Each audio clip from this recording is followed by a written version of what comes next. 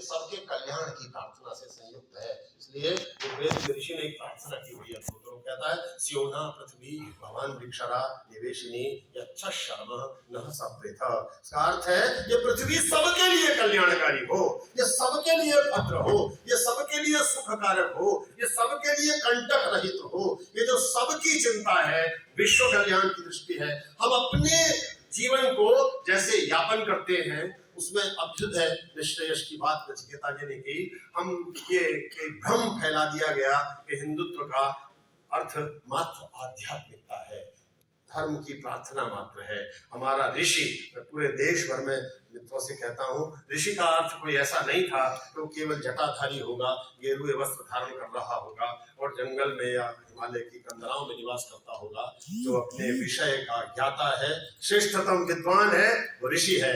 जो अच्छा डॉक्टर है वो ऋषि है, जो अच्छा चिकित्सक है वो ऋषि है, जो अच्छा वकील है वो ऋषि है, जो अच्छा स्थापत्य कला जानता है वो ऋषि है। भारत ने ऐसे ही ऋषि परंपरा का सम्मान किया। इसीलिए हमारे परंपरा में एक उपनिषद है, उसका नाम है प्रश्नोपनिषद। प्रश्नोपनिषद में 5 बड़े ऋषियों के पुत्र एक और बड़े ऋषि के पास जाते हैं। उससे मेरे मित्र कहते हैं यदि वो 5 ऋषि स्वयं बड़े थे तो अपने पुत्रों को किसी और बड़े ऋषि के पास क्यों भेज रहे थे? इसलिए भेज रहे थे कि उनकी विशेषज्ञता का क्षेत्र कुछ और था। जिस ऋषि के पास भेजा पिप्पलाद, उनकी विशेषज्ञता का क्षेत्र कुछ और था। लेकिन ऋषि ने बड़ी अच्छी बात की। भारतीय परंपरा, मैंने कहा, सत्य के अनुसंधान की अनवरत शाश्वत अक्षुण्ण यात्रा का नाम है। इसलिए हमने सत्य का अनुसंधान निरंतर किया और सत्य की कोई अंतिम सीमा निर्धारित नहीं की।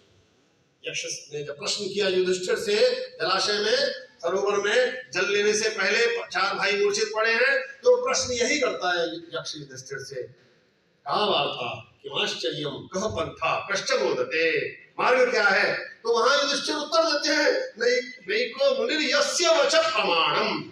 कोई ऋषि ऐसा, कोई मुनि ऐसा नहीं है जो अंतिम बात कहता हो। हमने कोई ऐसा ग्रंथ नहीं कहा, हमने कोई ऐसा पूर्वज नहीं कहा, कोई देव ऐसा नहीं कहा जो अंतिम बात कहता हो, जिस पर हम प्रश्न खड़े ना कर सके। यदि हम ऐसा कहते तो होता एक कहा, इसके बाद यदि आपने प्रश्न किया तो सब तन से जुदा। हम ऐसा नहीं कहते। हमने कहा हम प्रश्न करेंगे। वेद के ऋषि ने व्याख्या प्रश्न किया और कहा एतम पृच्छ, पूछो, जो पूछना है वो पूछो।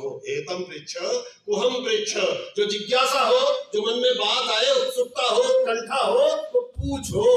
किससे पूछो? कुहाकम पक्वकम पृच्छ, जो विद्वान है, जिनके पास ज्ञान है, उनसे पूछो। जो पक्वकम, जिनके पक गए हैं, जो अनुभवी है, उनसे पूछो। पूछो। ये प्रश्न पूछने की परंपरा ही संवाद की परंपरा में परिवर्तित हुई और संवाद की परंपरा ही शास्त्रार्थ की परंपरा में परिवर्तित हुई और ये रूपांतरण हुआ पूरे ज्ञान की यात्रा का। इसलिए हमने प्रश्नों का, भारतीय हिंदू परंपरा में प्रश्नों का बड़ा सम्मान हुआ। मैंने कहा हमारी उपनिषद का नाम ही प्रश्नोपनिषद है। लेकिन ये विद्यार्थी जब प्रश्न पूछने पहुंचे पिप्पलाद के पास, तो पिप्पलाद ने कहा मैं ऐसे प्रश्नों का उत्तर नहीं दूंगा, पहले मेरे पास विद्यार्थी के रूप में, निवासी के रूप में कुछ वर्ष रहो, कुछ समय रहो, मैं तुम्हें इस योग्य बनाऊंगा प्रश्न कैसे पूछे जाते हैं। और फिर उन्होंने वो प्रश्न पूछा जो शौनक ऋषि ने अंगिरा से पूछा था।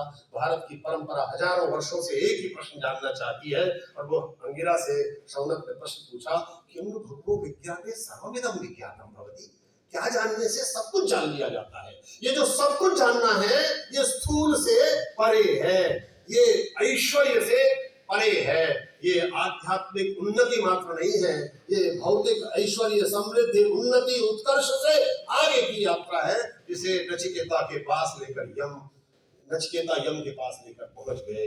और उन्होंने इसीलिए नचिकेता से यम ने कहा मैं तुझे राज्य देता हूँ, संपत्ति देता हूँ, धन देता हूँ, ऐश्वर्य देता हूँ, आयुष पुत्र देता हूँ, सब देता हूँ, ये ले। उन्होंने कहा नहीं, मुझे प्रश्न पूछना है और ये मुझे जिज्ञासा है, उनका उत्तर दो।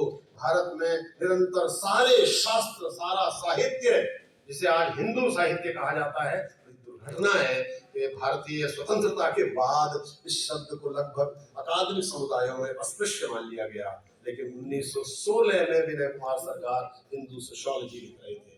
1919-20 में काशी प्रसाद जायसवाल हिंदू पॉलिटी लिख रहे थे। हम इस रूप में लिखना समझते थे। आप जानते हैं जिस ग्रंथ को 1909 में महात्मा गांधी ने लिखा वो हिंद स्वराज है।